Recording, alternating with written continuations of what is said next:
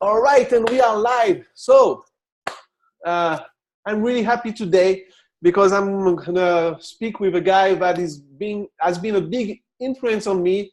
I told him once, this guy is Janek Gwizdala. How are you, Janek?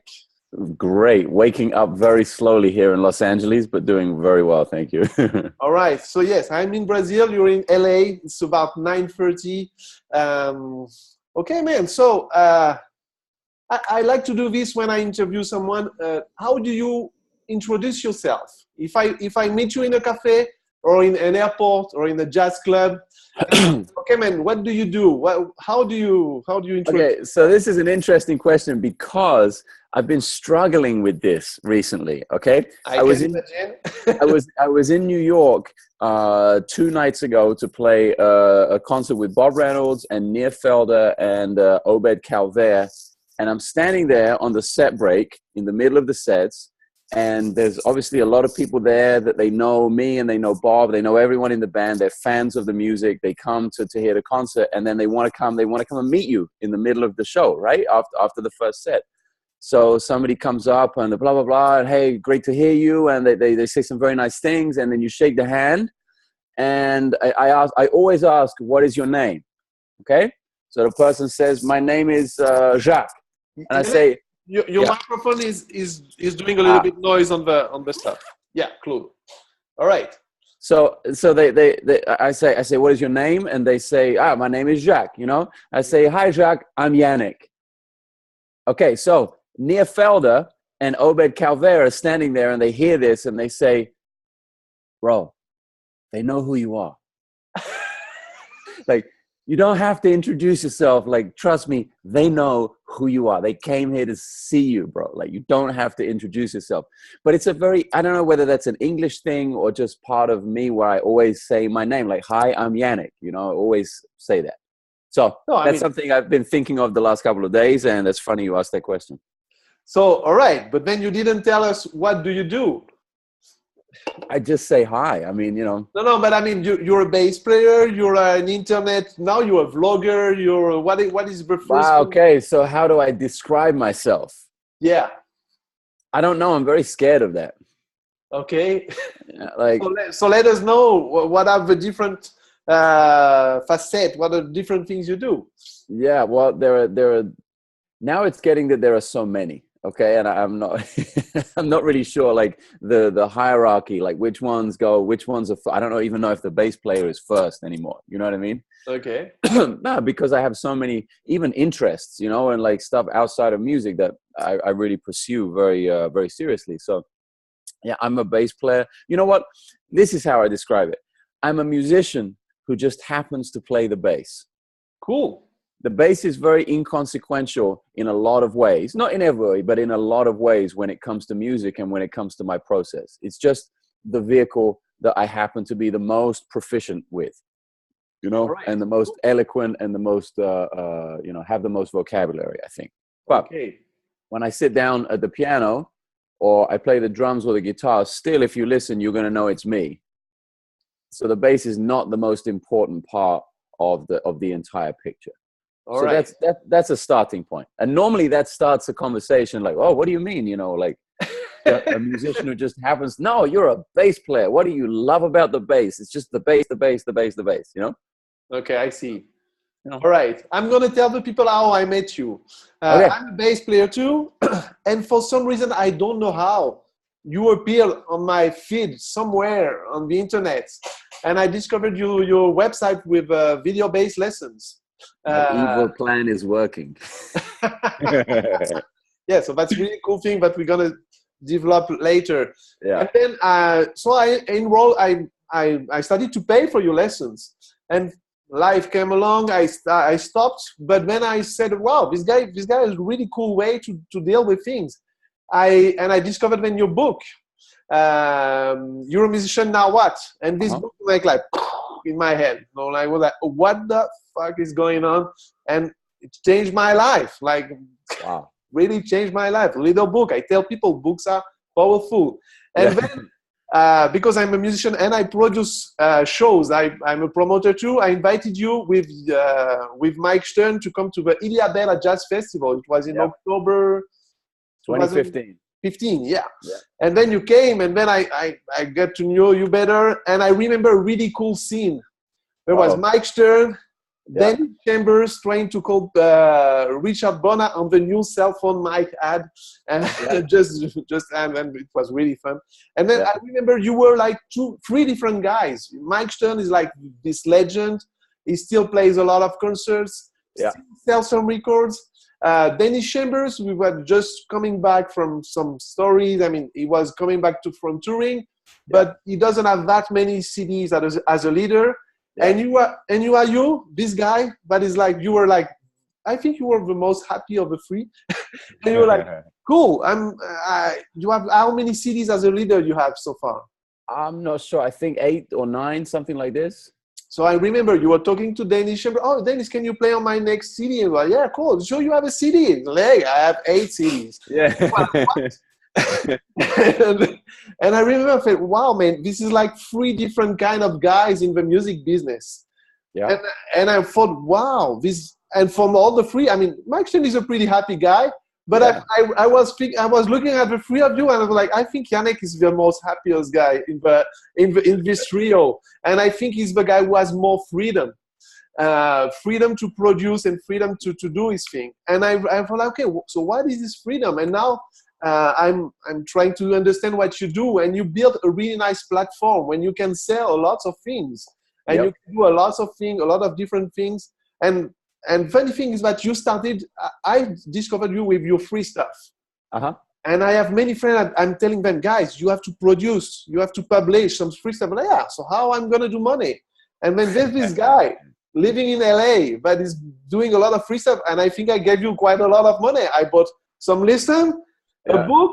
I invited you to come to Brazil. I mean, that's great. So, I mean, how did you start doing this kind of thing? How did you enter this kind of world? Well, with the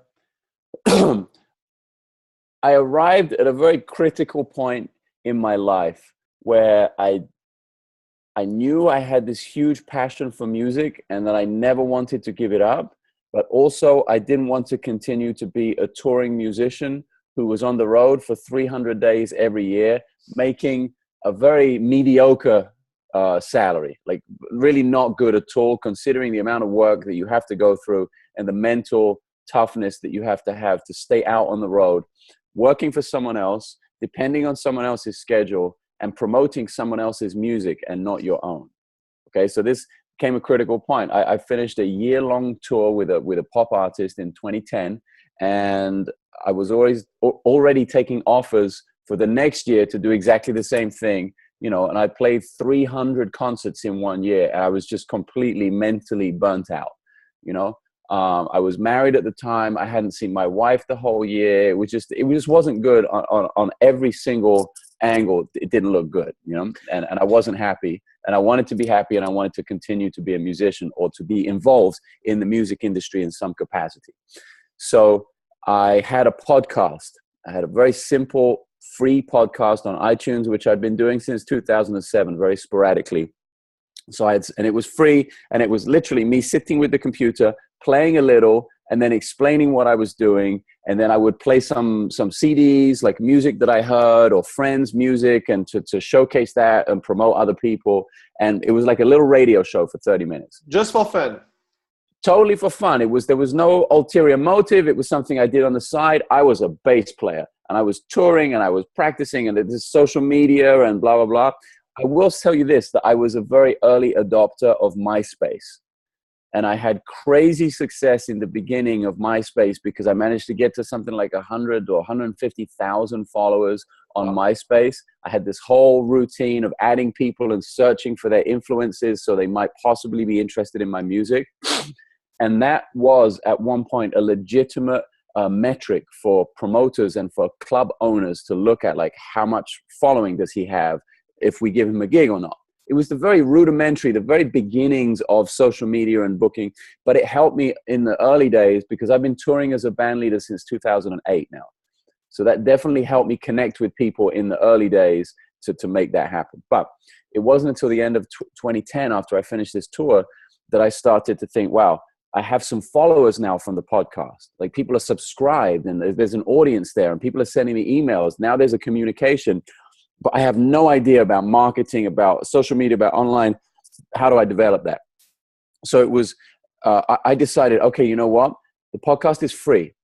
It's audio only. I'm going to produce video content and then charge for the thing. I'm going to upgrade it and then I'm going to charge a little money. Then maybe I can make an income from it. Still, I didn't study anything about this yet.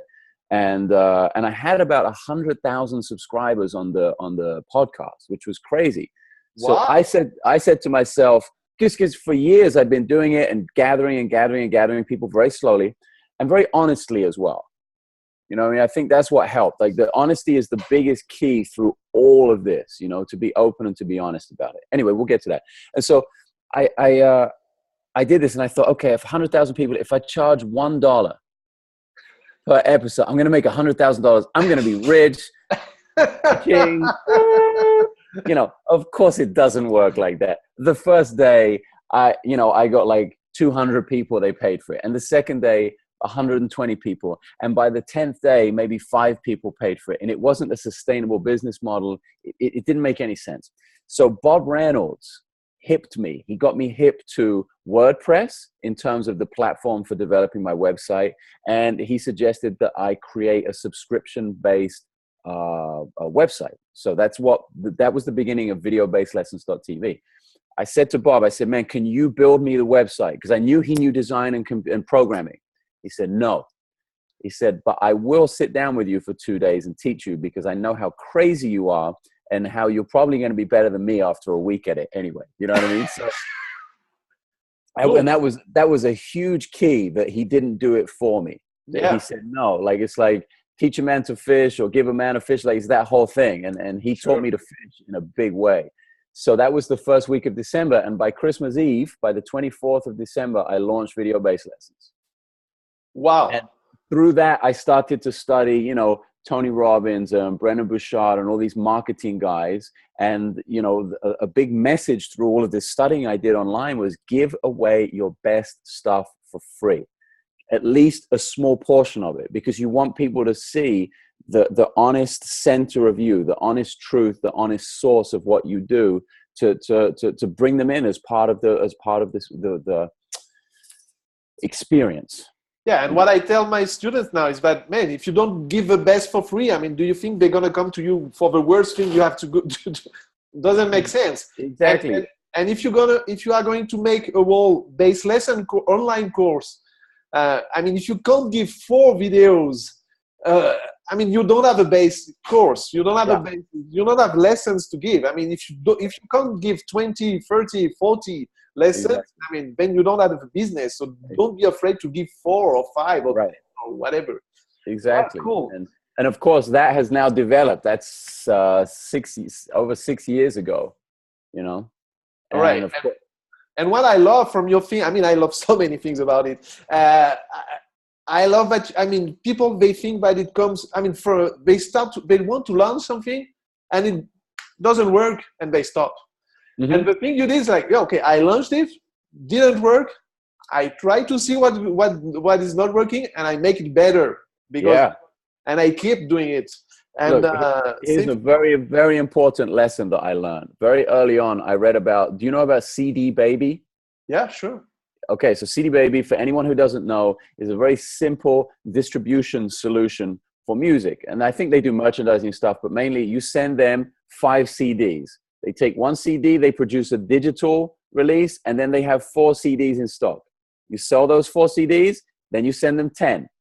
They sell those all around the world. They do the distribution for you, and you keep doubling. They are your distributor, essentially. It's one business model. This is started by a man called Derek Sivers. And he started this, and for 2 years, it was a complete failure. He was making no money, and he was sitting in his living room, putting the CDs and going to the post office like this, doing everything on his own. But his advice was, after the fact, he ended up selling the company for $22 million, and it was a big success, and et cetera, et cetera, et cetera. His advice was just start. Doesn't matter what it is you're doing, just start, because you don't know what you need to do until you get feedback from your customers. So why not be a failure and get the maximum amount of feedback you possibly can? So you know, you don't have to think then. Your customers tell you exactly what you need to do. It's just a matter of whether you have the willpower and the strength, the mental strength to achieve all of those tasks and to make it work, you know? So feedback from your fan base, from your customers, from your audience is the most essential metric when it comes to success. Yeah, I say fail as soon as possible so you can, so when it's done, then you can have success. Yeah. All right, cool. So now you have a platform, you have videobased-lesson.tv, and it's going well. The cool thing is you explain everything in your book, by the way. Yeah. Link here down so you buy it, and then you have a really huge following on YouTube before doing the vlog. How did you start this? Why did you start on YouTube? How did you come up with this? Well, I've always been interested, like as soon as something comes out, I want to try it. So I think I've been a member of YouTube since the first year they were in existence, you know? Wow. And what I didn't realize, what the vlog taught me, I was inspired in a big way by Casey Neistat. Sure. Who's big vlogger. There are so many great guys out there. I love Casey in particular because he's a great filmmaker, and more importantly, he's a great storyteller. So that was the inspiration for me, was to try and tell stories. And it wasn't until I just started, like, get this, right? I just started doing it. It wasn't that I went through like old hard drives and archives. I've been vlogging for 17 years. I just haven't been hitting the publish button. All right. Okay. I have so much footage. Every tour I've ever been on, I've taken behind the scenes, B-roll footage, interviewed everyone in the band, taken my camera on the plane. I'm holding it like this because my first camera was, like really old. No, not with the crank, but an old camcorder with tapes and everything. So it was really amazing to me. Like, I could have been publishing this stuff for the last decade and a half because I have all the footage and I've been trying to tell those stories. So, I started with YouTube to publish a few of those ideas, and they're out there. If you look on my channel and go right back to the beginning, there are very grainy, very lo-fi videos of little behind-the-scenes tour footage. There's a series from a Jojo Mayer tour. From this tour right here in 2007, there's a series like a tour diary and all kinds of things I was doing. So YouTube was great for that. I didn't realize the true potential of it until I started to really dig into the modern day. My friend Justin Vasquez was telling me, dude, video gamers own YouTube. They rule YouTube. People want to see them play video games with commentary over the top. They have hundreds of millions of followers. Why aren't you on YouTube utilizing that? And that really woke me up, And between that and Casey Neistat and just the power of it all, I was like, okay, maybe this is a great format. And so far today is day 85 in a row of the vlog. Wow. And it's been going great. And you're right. I did have a big following from before, but I think that, number one, it isn't particularly big. It was 25,000 people before I started the vlog. It's super engaged. Very engaged. That's what I'm telling people. Like, don't look at numbers. Calm down. You can have 20,000 guys, but they're like super engaged. It's way better than 1 million people that are just passing by. Absolutely. And statistics are super engaged. And statistics and analytics are very, very important when you're looking at this and starting to understand those, and audience retention. And, I got to sound like a guy who works in an office with a suit and works for an advertising company, but those details could be the difference between success and failure when it comes to your business. You have to know how to utilize the whole range of the spectrum and really understand it. So yeah, I do have a small but incredibly engaged audience on YouTube, and now it's growing. Okay, so wait a minute now. Wait a minute now. So now you have a vlog. So for someone who doesn't know what is a vlog, it's like a diary you do with videos, and you tell your stuff. I discovered Casey Neistat because he went to Brazil last year in a big event, and I was like, okay, well, who is this guy? So I went to see him. I was like, first I didn't get it. I was like, what is this guy doing? Okay, he's going to the beach. I was like, all right, cool. And then I started little by little, and wow, great stories, great music. The guy is funny, the guy is clever, the guy is, and I'm like, he's compelling. I think that's the thing. He's very compelling, and engaging. Like, his personality is like, it draws you in, Sure. I dig that. And then I was like, okay, so, but how does he make money? I mean, where is the money? Show me the money. And I was like, all right, affiliations, and I mean, you can do some commercial stuff. He has a huge following. But then you started to vlog. Why did you start to vlog? Tell musicians why a vlog is powerful. How do you do to make money outside of your day, filming everything? Okay, well, first of all, I didn't start the vlog to make money. All right. That's the biggest key. If money is the goal, then get a different job. Okay. You know, I'm not saying that you can't make tens of millions of dollars, as Casey Neistat has proven, and not just Casey, but so many other people have proven from YouTube. PewDiePie and all these huge YouTubers have proven that you can make tens of millions of dollars. That is not, I don't think that was Casey's goal ever. And I know that's not been my goal ever. Even with music, you know, my goal with music is not to be rich and famous and have things or stuff. Because at the end of the day, they are just things and they are just stuff, and they really don't mean anything, like the material and aesthetics kind of thing. So if the goal is money, then don't do it. Like, do yourself and do the rest of the world a favor, and be honest, and just don't do it. You know, go and deal gold or something, or work on the stock market, or trade cars, or do something that makes money, you know, like, okay. So I started the vlog because regular content is so important to increase the level of engagement with your audience. Okay. You may have seen there's this whole hashtag coffee with Janek developing. Yep. Okay. So this was not planned. The irony being is I've never tasted coffee in my life, not one single drop. But it started to develop that people were, you know, I was posting the vlog here in America at night. People were waking up in Europe in the morning, or anywhere they woke up, they check their subscription and they're having coffee with Janek. And this is an engagement. So just from that, I'm printing t-shirts, and yes, I am going to make money from them, but I'm printing t-shirts with a big smile on my face because I think it's hilarious and ironic, and it's an engagement with my audience. I never would have thought I'm going to have a vlog, I'm going to print t-shirts, I'm going to make thousands of dollars. This was not my thought process at all. It's just a side effect of regular content and having something develop naturally. So that's hugely important. And you can't predict those things. You can't predict which video is going to go viral, for instance. And you can't plan for that. Okay, you just have to be honest and let those viral things happen. And if there is going to be some monetary or financial success from that, great. And if not, equally great, if not better, maybe. Because you don't have to worry. You know, you don't have to be a slave to that financial element. You know, and I don't want to sound like, because I get this question all the time. Oh yeah, but Janek, he just has tons of money. He can do whatever he wants. He's relaxed. He's rich. He's famous. No, you know, it's just not like that at all. I'm just very, very okay with whatever happens. Like that's really important. You know, the reason I'm so happy, the reason I don't mind spending money when I have it and not spending it when I don't, is because I'm just okay with the way the whole thing works, you know, and I don't put any pressure on myself. Cool. But then the thing is, okay, yeah. Now you have a huge platform, and that's a word I'm starting to use, a word I started to understand a platform, because before social network, YouTube, email list, we're going to come to the email list. I mean, every time you had to show your work, I mean, you depended on a PR, you depended on television, you depended on a magazine, and radio, and you were on their timing. Yes. On their timing, on your money. If you, I mean, it was not cool. But now, I mean, we're gonna tell the people about your huge project for this year. You can do pretty much what you want.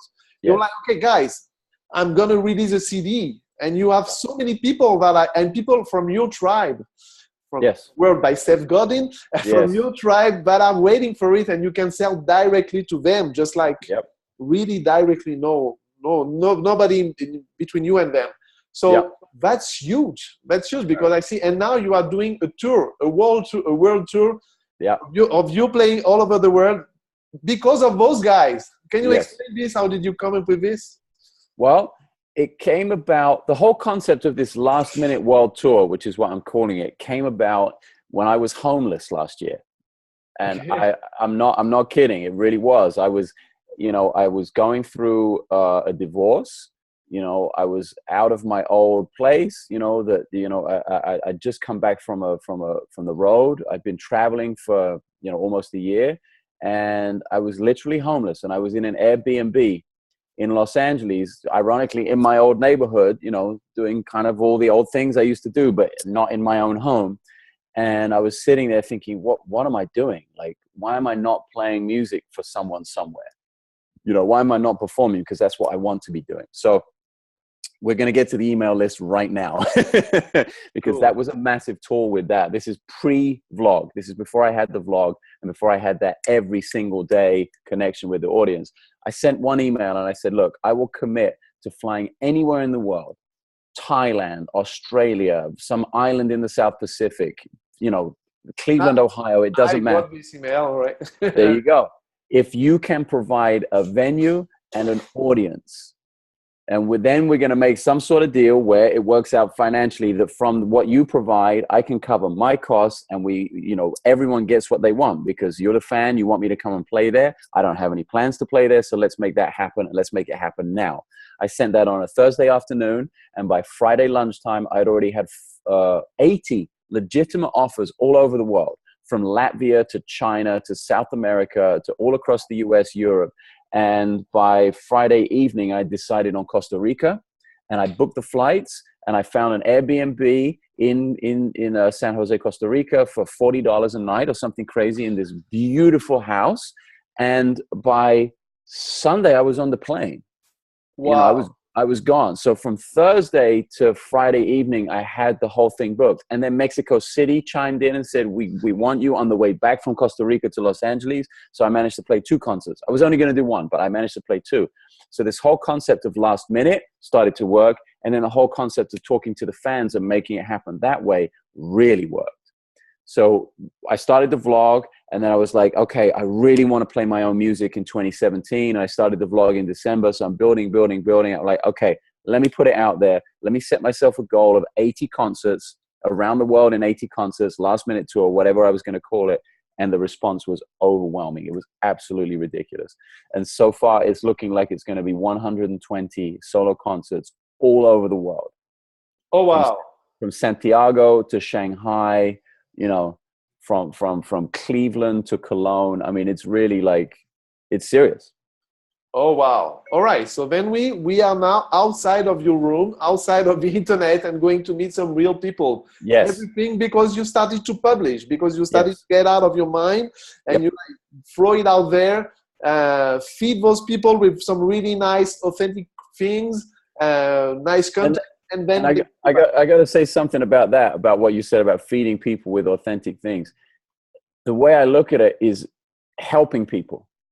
Cool. That's the motivation, and okay, so there are 33,000 people following me on the YouTube channel. It doesn't matter if I only help one person in each vlog. That's a success for me. And it's when it's coming from that place, I think that's really important. When that's your goal, is to actually help people and actually change someone's life, not just throw free shit out there and hope that somebody picks it up, but actually be thinking about those people and want that goal of helping another human being. Now, that could be with music, that could be through talking about my divorce, or when I have a bad day, or when I have a good day, and how I deal with all of those things, but that's the motivation behind it, I think, is helping other people. That's a huge key.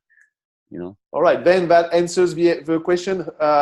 Why do I post? Why do I publish? Because I have nothing to say. Then no, you have something to say if you are in the right state of mind, right? Look, everyone has something that nobody else has, and that is their unique personal story. Because Jacques, you have a story completely unlike mine, and I have a story completely unlike yours, and nobody else in the world has the same story as us. And if we tell it, and we know how to be understood, and we can be eloquent, and we can be compelling and engaging, people will identify with that, they will connect with that, and they will feel the need to follow, as long as you're being honest. Great. And how long does it take every day to make this vlog happen? So if someone, I believe it's an ongoing thing, but I believe someone, I imagine at some point you have to sit at your table and edit some stuff. How long does it take every day, for example? The editing, the shortest I've ever done, just the editing and not the filming, is probably an hour and a half. All right. And average, it's 2.5 to 3.5 hours every day. Wow. Of editing and cutting. And then most of the time I'm writing an original soundtrack as well. So I'm going in Logic and composing and programming and playing with the keyboards and stuff. I have a small travel keyboard to write with when I'm on the road. So, you know, I would say 80% of the vlogs have an original soundtrack. So that takes some time as well. You know. And you don't want to give this edition to someone else, of course. You only want to do it. Yeah. Because it's like it would take twice as long to explain the story to someone, you know, and I'm so fast. I mean, 3 hours sounds like a long time, but if I was slow, that might take me 8 hours. I'm actually quite fast. And when you're talking about a 20-minute movie or a 15-minute movie with 1,000 different edits in it and 1,000 cuts like this, it's, you know, 3 hours is actually quite quick. I'm very fast with the keyboard and the mouse pad and everything with the actual physical element of Final Cut Pro. So yeah, it makes sense for me to do it. All right, cool. I have a small question to you. I don't see you using a lot of Facebook. Why this? Because I'm a huge fan of Facebook. I'm doing Facebook ads all over the place. I'm super happy with it. Why don't you use it more? Probably because I don't understand it at all. Like Facebook ads, because I've just never looked into it. I know they exist. I know they're very successful for some people. To this point, I guess I haven't had the necessity for that. You know what I mean? And it's, you know, it's not because I don't want to invest in it. That's not because I don't want to understand it. It just happens to be one layer, one detail that I haven't checked out yet. And I probably will. You know, I have, with the new book coming, you know, I think there's the potential for the new chord book to be really popular, really successful, reach a lot of people. And if it makes sense, you know, that might be something I hire someone to do. All right. You know what I mean? That might be something I outsource, one of the very few things. All right. Cool. So let's wrap up a little bit. What are your projects? So where people can find you? What are you up to for this year? Okay, so the biggest project, of course, is the Last Minute World Tour. We're looking at 120 concerts all over the world. I'm starting this Saturday, February 25th in Youngstown, Ohio, of all places, and doing a quick swing domestically in the US. Then March is in Central and South America. So far I'll be in Costa Rica and Chile and Argentina. Nothing in Brazil yet? Nothing yet. I'm still waiting. Still fingers crossed. I'm talking to a couple of people, so I really hope that happens. But cool. The key thing is to be subscribed in two very important places. The most important places are the YouTube channel, it's Janek Gwizdala, and my website to the mailing list. Cool. Okay, and on the website, of course, janekgwizdala.com are all the tour dates. And if you're subscribed to the mailing list, as you know, I send out emails and keep everyone informed. And then, of course, Facebook and Instagram and all those places. I am posting free content and information to all of those places. But the two most important places are the YouTube channel and the website on the mailing list. All right, cool. Some CDs to come? A new CD? We are. Yes. There's so many new album projects. I have a duo project with Henrik Linder from Dirty Loops, which we started recording in Sweden in December. I have a duo project with John Davis from Jojo Mayer's band Nerve. He's playing acoustic bass, I'm playing electric bass. We're recording next week in New York. I'm recording one of the concerts at the Bunker Studios in Brooklyn, one of the solo World Tour concerts in this first run next week with a live studio audience. And that's going to be the album for the tour that I promote for the whole year. So there are 3 projects coming in the next 2 months. And then a trio project with Dennis Chambers and Tim Miller. That's going to be the next kind of group album that I put out. Cool. Nothing with Mike Stern? Mike Stern? No, hey man, no, nothing with Mike right now. It's just so busy with my own stuff, and you know, I'm very, very happy about that. You know. All right. Cool. Okay. Thank you so much, man. Hey man, thank you. And really, I mean, thank you. I mean, I'm telling you, your book changed my life. And because it was the first door to a whole new world for me. And now I mean, changed my whole life, really, the whole scope. All right. Then my job is done, man. Cool. And I hope you're going to help more people. Yeah, me too. All right. Thank you so much. See you soon around the world. Absolutely, man. Ciao, ciao, ciao. Bye-bye. Bye.